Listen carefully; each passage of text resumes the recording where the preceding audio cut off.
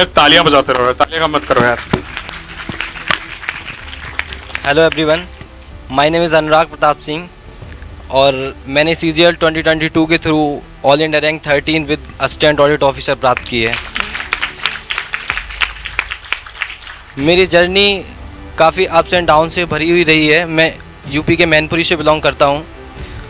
Class 12 करने के बाद जैसा सभी का कुछ न कुछ टारगेट होता है, कोई ना कोई सपना होता है, वैसा ही मेरा एक सपना था कि मैं इंडियन एयरफोर्स में पायलट बनूं, एयर फ्लाइंग ऑफिसर बनूं। क्लास 12 कंप्लीट करने के बाद मैं भी देहरादून NDA की तैयारी करने के लिए गया। NDA की तैयारी करी, वहाँ मैंने NDA 6 टाइम्स क्वालिफाई किया। हर बार मैंने अपने हर अटैम्प्ट में NDA क्वालिफाई किया, बट अनफॉर्चुनेटली मैं SSB क्वालिफाई नहीं कर पाया, इसलिए वो मेरा सपना अधूरा रह गया। फिर उसके बाद जब मैं SSB दे ही रहा था, उसी समय कोविड का दौर आया। फिर मैं देहरादून से अपने घर पे वापस आ गया। तो जब कोविड चल रहा था, उसी समय मैंने सोचा कि CGL के बारे में एक बार देखता हूँ। सर्च किया मैंने मोबाइल के थ्रू, तो उसी समय मैम का एक वीडियो आया है इंग्लिश का। मैंने वो वीडियो देखा, उसी समय मुझे लगा कि मैम मेरे लिए परफेक्ट हैं। फिर मैंने मैम के अलावा किसी को देखा ही नहीं इंग्लिश के लिए उस समय के बाद। तो ये जर्नी एक बात बताओ कि NDA में नहीं हुआ तो उसका कोई अफसोस है अभी?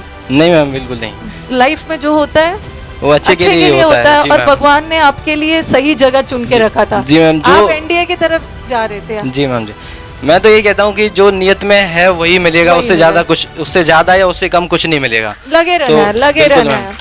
तो आप लोग जो इस बार वाले स्टूडेंट जो तैयारी कर रहे हैं ना, तो आप लोग उनको एनकरेज करना। बेचारे दुखी हो जाते हैं और मेरी टीम को धमकी देते हैं कि मैम मैं सुसाइड करने जा रहा हूँ, ओके और मेरी टीम डर जाती है। तो मैं बोलती हूँ ना टीम को कि उन लोगों को बोल देना कि अभी सुसाइड पोस्टपोन कर लो, बाद में बताऊंगी, अभी तैयारी करो।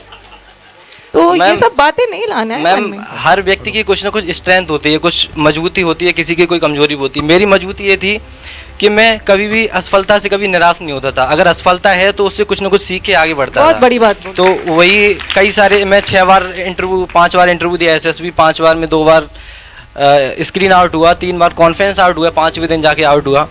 लेकिन वहाँ से मैंने हर बार कुछ ना कुछ सीखा और पिछली बार से बेहतर किया मैंने। तो यही मेरी सभी से यही सलाह होती है। जब भी मैं लोगों से बात करता हूँ तो मैं यही कहता हूँ कि निराश होने की बजाय उससे आगे बढ़ना सीखो कि क्या अच्छा कर सकते हैं ना। सिर्फ बात करते हैं कि हमें निराश नहीं होना है, लेकिन अपने लाइफ में ना इसको एग्जीक्यूट करना, लागू करना बड़ा मुश्किल होता है। और इस एज में जो कर ले रहे हैं ना, तो एक बहुत बड़ी बात है। और मैम साथ में ये भी बताना चाहूँगा कि मेरा WO में हुआ है, तो मैं सबसे यंगेस्ट WO हूँ इस वर्ष। तो मैम कुछ पंक्तियाँ मैं सुनाना चाहूँगा जो मेरी इस पूरी यात्रा में मेरे लिए एक मोटिवेशनल लाइंस की तरह रही हैं। बस कर्म तुम्हारा कल होगा और कर्म में यदि सच्चाई है तो कर्म कहाँ निष्फल होगा। हर संकट का हल होगा वो आज नहीं तो कल होगा। लोहा जितना तपता है उतनी ही ताकत भरता है। सोने पर जितनी आग लगे वो उतना प्रखर निखरता है। हीरे पर जितनी धार लगे वो इतना खूब चमकता है। मिट्टी का बर्तन पकता है तो धुन पर खूब खनकता है। सूरज की तरह चमकना है तो सूरज की तरह जलना होगा। नदियों सा आदर पाना है तो पर्वत छोड़ निकलना होगा। और हम आदम के बेटे हैं, क्यों सोचे राह सरल होगा। हो सकता ज़्यादा वक्त लगे पर संघर्ष जरूर सफल होगा। हर संकट का हल होगा वो आज नहीं तो कल होगा। तो मैम वैसे तो क्योंकि मैं एक टीचर भी हूँ, मैं SI वगैरह के लिए UPSI के लिए पढ़ाता भी हूँ, तो कई बार लोग ये पूछते हैं कि तुम खुद इतनी छोटी सी एज में कैसे इतने बड़े बड़े बच्चों को लोगों को पढ़ाते हो। तो मैं यही कहता हूँ कि कभी अपने गुरु की एज मत देखो, उनका दिमाग देखो बस। सही बोला है। तो मैम यही एक पहले भी एक सपना ही था। जब आपसे पढ़ते थे तो कभी ये नहीं सोचा कि मैम से जाके मिल लूँ। यही सोचता था कि एक बार जब अपनी सफलता के अंतिम स्तर पर होऊंगा तो ज़रूर मैम से एक बार मिलने का मौका मिलेगा। और आज वो मौका भी आया, तो मैम मैं बहुत खुश हूँ।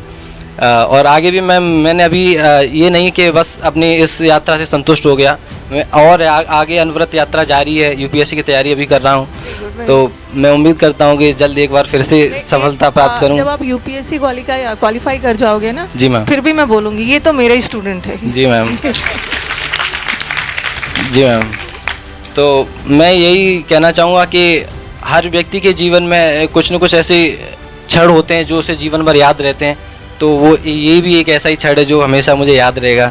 क्योंकि मुझे याद है कि जब 2021 में मैंने अपनी शुरुआत करी थी, मैं आपसे जुड़ा था, तो मैंने कभी किसी का कोई पेड बैच नहीं लिया, कभी किसी टीचर का, इंग्लिश का भी, क्योंकि घर पे भी सिचुएशन, फैमिली जो थी वो फाइनेंशियली स्ट्रांग नहीं थे, तो हमेशा यूट्यूब से ही मैं पढ़ा, और यूट्यूब से पढ़ के मैंने कई सारे एग्ज़ाम निकाले हैं। तो यूट्यूब का बहुत बड़ा योगदान रहा है।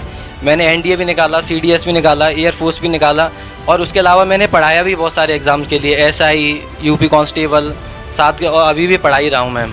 तो मैं यही कहता हूँ कि जिन लोगों को जो गांव से आते हैं, जो ऐसे बैकग्राउंड से आते हैं कि फाइनेंशियली इंडिपेंडेंट स्ट्रांग नहीं होते, तो एक यूट्यूब एक ऐसा माध्यम है जहाँ से आप पढ़ के किसी भी एग्ज़ाम की तैयारी कर सकते हो।